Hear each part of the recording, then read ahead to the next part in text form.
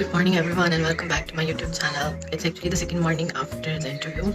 I was supposed to record this introduction at the same point when I was recording that video, but I just realized that I haven't done that. It's 9:19 right now in the morning, and I was just editing that video, and I just realized there's no intro. So yeah, this is the intro. I hope you enjoyed the video. It was so fun recording. Thank you so much, Ekin. I'm really excited for you to share this video with you all. So yeah, it's kind of cold. I'm going back to my blanket. I hope you enjoy the video. Make sure to like, subscribe, and share. And see you in the video. Bye bye.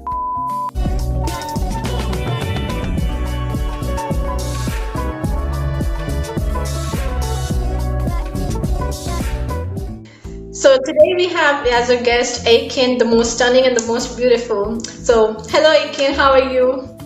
Hello, Fatima. I'm so happy to be with you, and thank you for having me today. I'm really excited.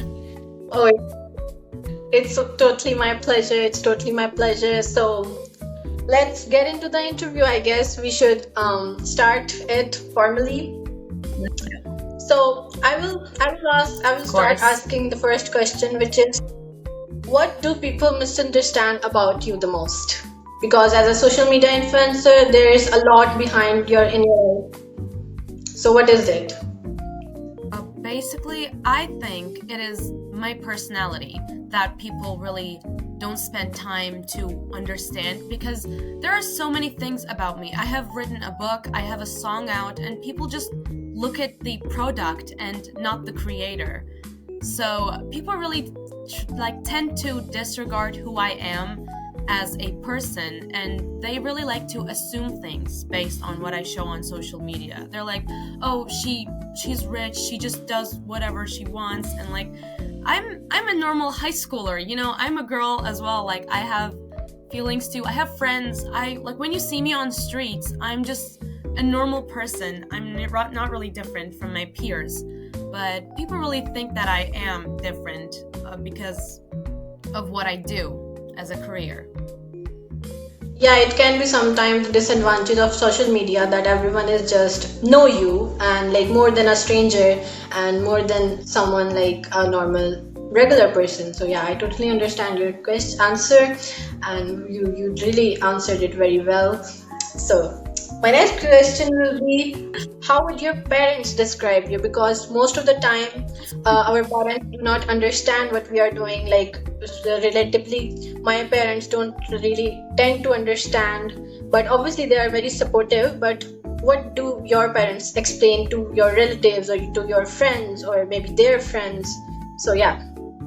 Yeah. I totally understand you, because my parents also they're supportive as much as they can be, but my mother haven't even read my book. That's ridiculous in that point. But they are really supportive, and also my mother tells me that I am everything she once wanted to be. She's like, my mother wanted to play guitar, but she couldn't, so I'm playing guitar now. She wanted to write a book, but she couldn't, but I have done that. So she's really proud of me in that aspect. But they're very supportive.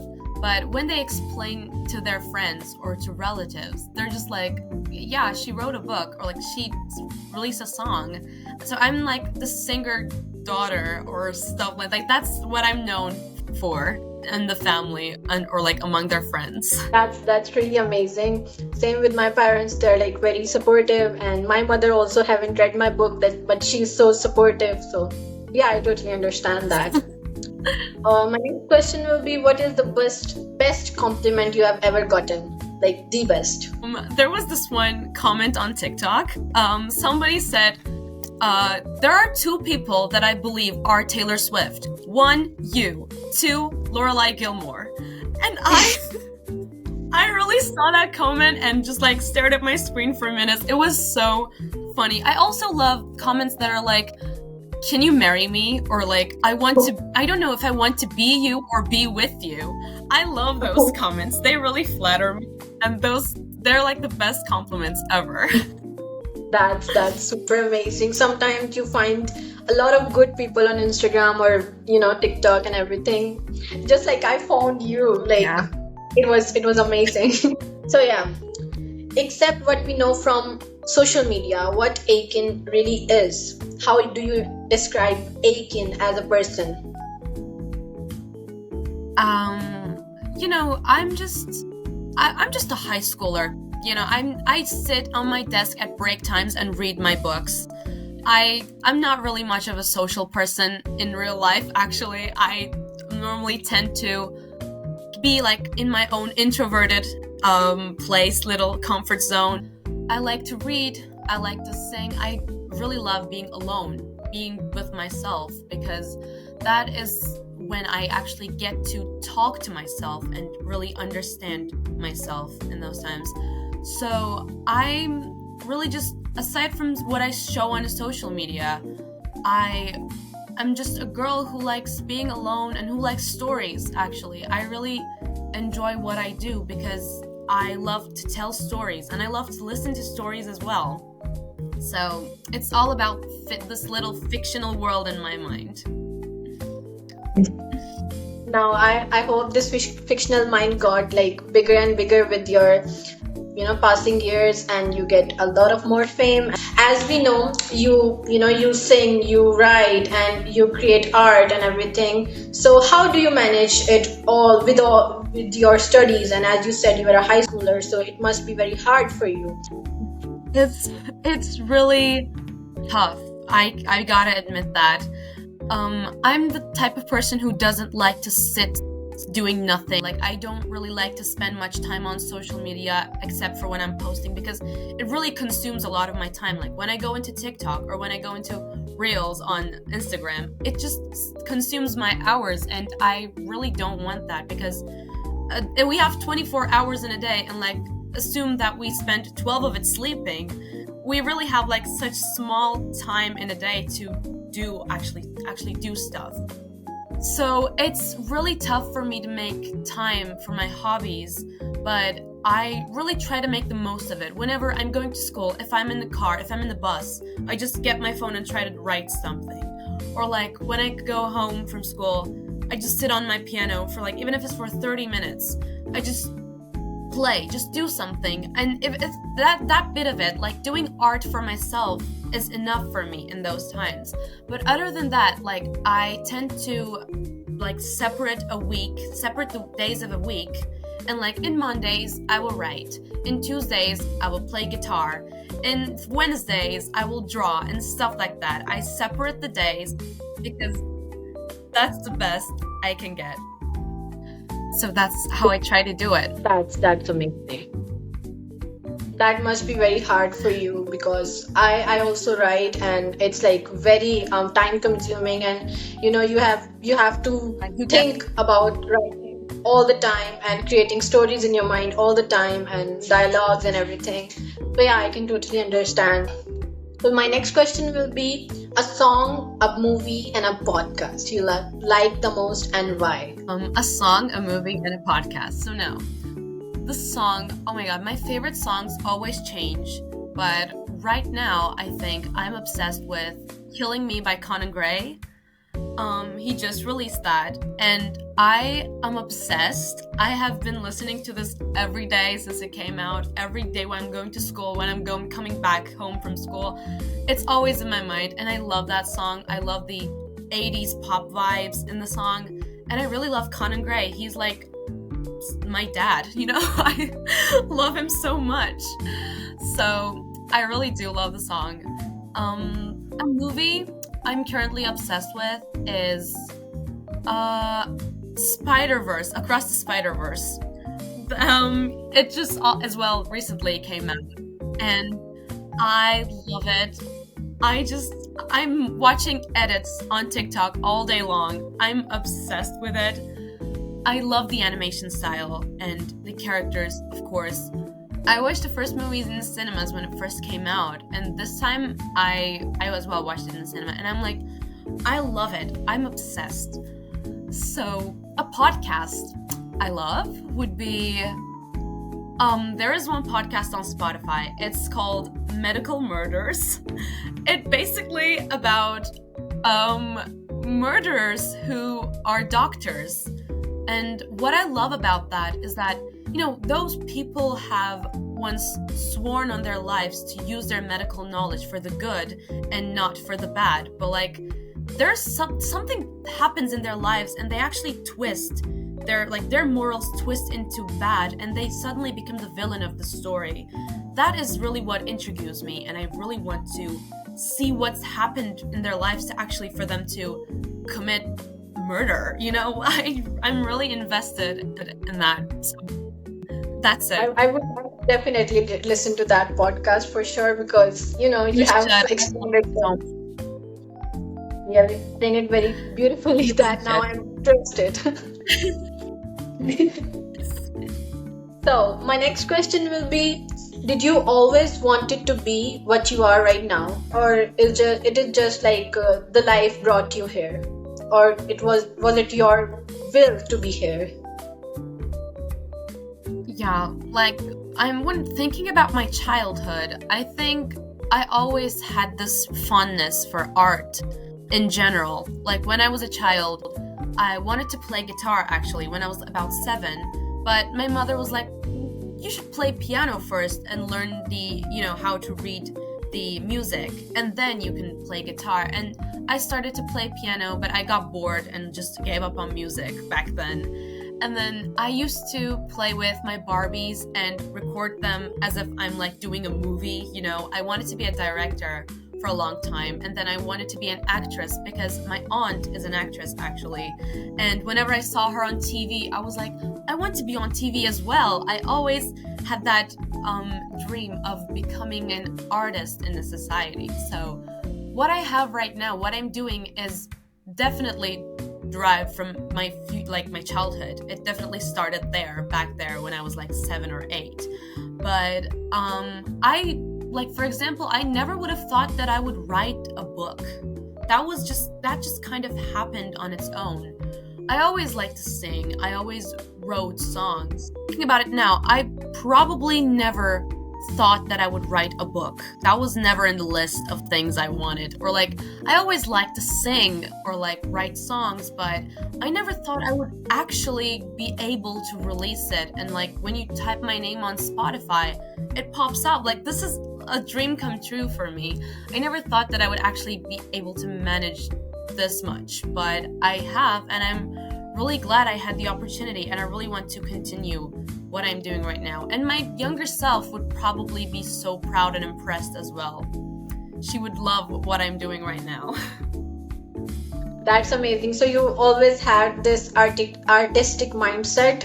So I really congratulate your the single debut you have just launched, The Devil. I'm so obsessed with that song. It's greatly composed, and the music and everything, especially the music video. The second last question will be, how do you get the idea of Your Devil, the song you have just debuted? So first of all, I think I wrote that song in 2021. My main inspiration was Nobody No Crime by Taylor Swift.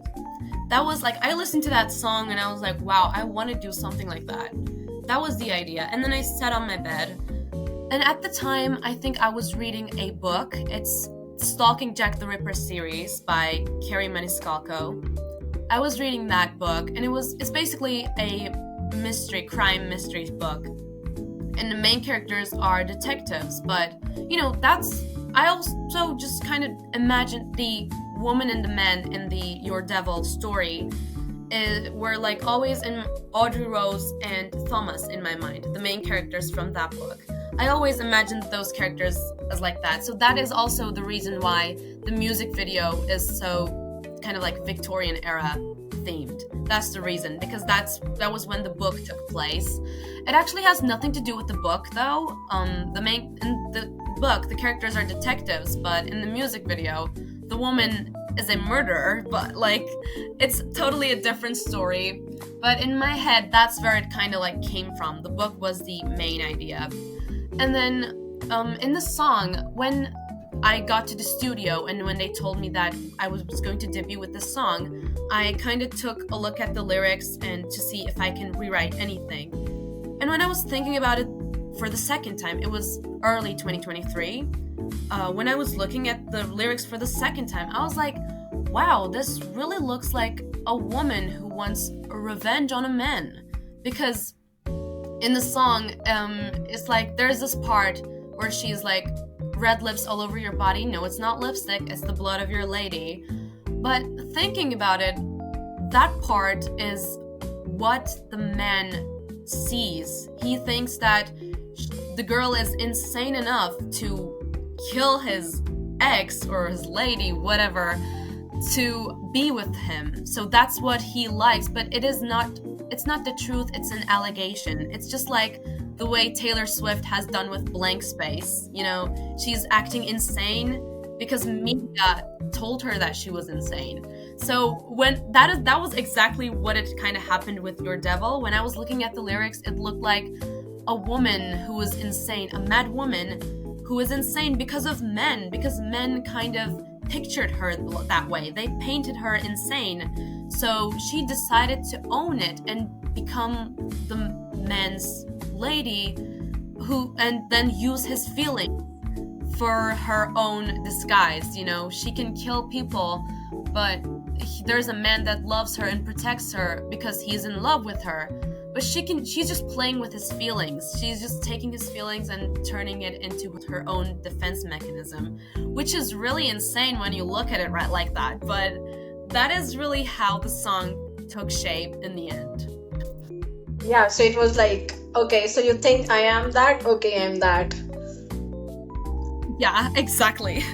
So yeah, it was an amazing song, and you were looking just stunning in the video. I was just obsessed with it. So Thank you. So the question is, how does the story of crafting a story for a song is compared to crafting a story for your book? So like, is it like connected, or is it like just two others, two different processes? That's a really good question, by the way. I would love to explain this. So my songs are more directly related to my own personal life and who I am as a person, but a book is more subtle than that. So like, if I have to give examples, in a song I write my personal experiences. I write about my love life, I write about my family issues, I write about anything that I'm feeling right now, because a song is often born of like a burst of emotions, because I can't keep it inside any longer, so it turns into a song.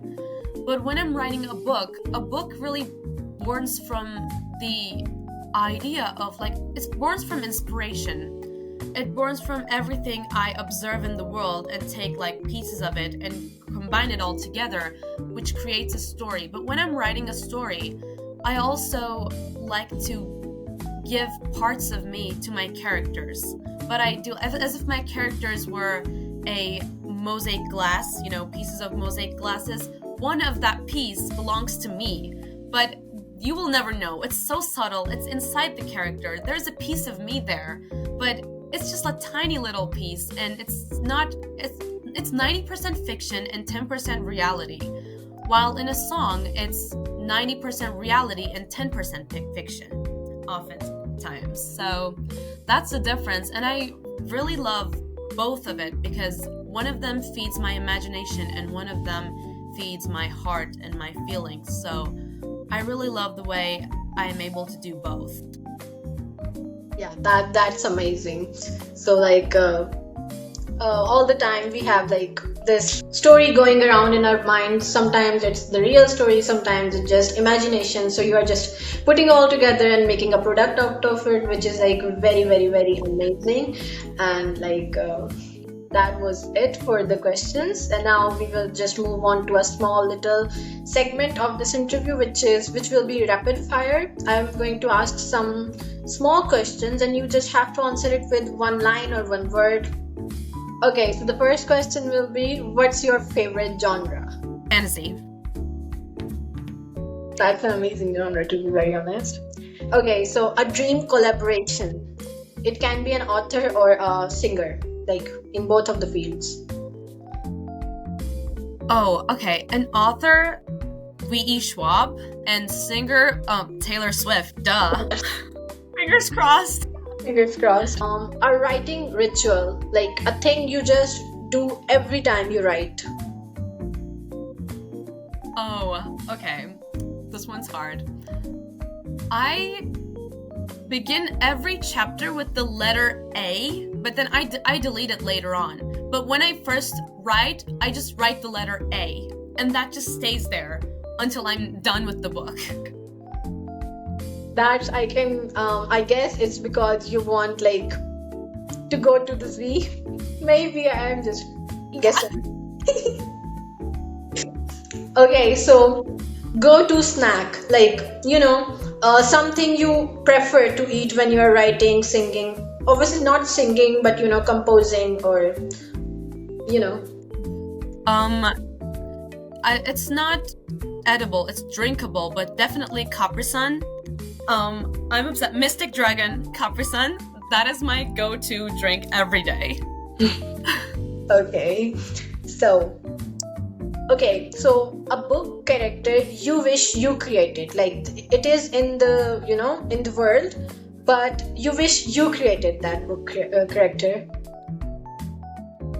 Oh God, so many, but wait, this is so hard. There are so many, but I think I will go with Delilah Bard in A Darker Shade of Magic series. She's such a girl boss, and every time I read her scenes, I'm like jaw dropped to the floor. I love her. She's amazing. Okay, so the most played song right now, your most played song. Wait, I'm gonna check it on my Spotify right now. Okay.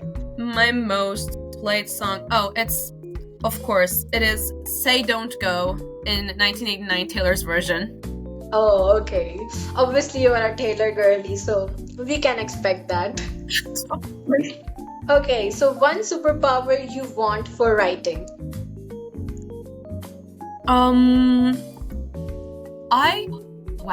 I would want to actually be able to remember what I wrote because I'm so terrible at keeping track of everything I'm writing. But like, if I could actually remember everything about my characters and everything about my plot, I would be able to write a lot easier and a lot faster, actually.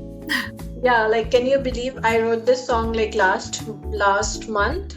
I started writing my second book and I just forgot whatever I wrote. Like right now I know nothing about if you ask me what's your second book about, like if you ask me about my second book, it was like, oh, it's about Naya, it's about Ahil, but what else? I don't know. Yeah, so relatable, honestly. So, are you a person who writes with music or you are a silent writer? Oh, I'm always with music. I have my own writing playlist and I always play that. I have that on repeat whenever I'm writing. Your goal for this year. What's your goal? Like only 1 month is left, so yeah.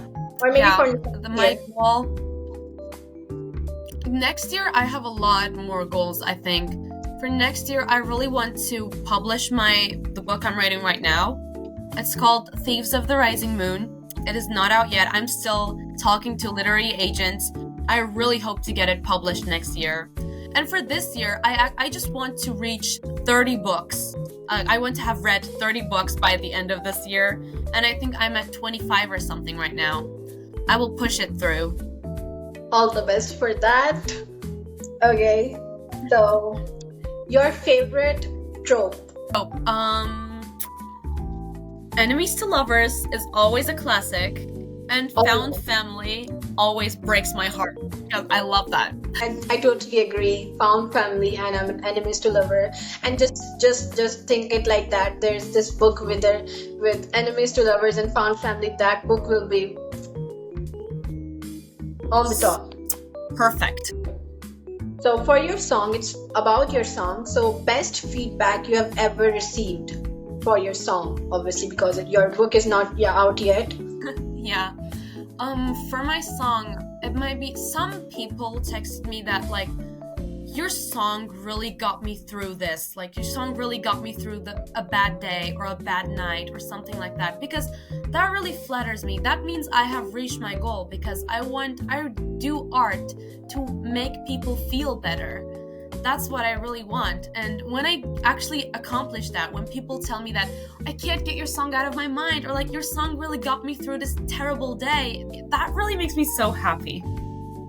So that's very precious, and I can bet that feels very great to,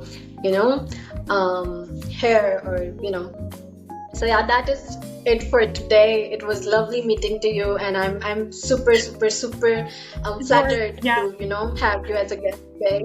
I'm really yeah. happy that we got to do this, and I'm glad. Okay, I guess we should end this call here. It was again nice to meet you. Okay, Nice to meet you. So yeah, bye bye. Goodbye.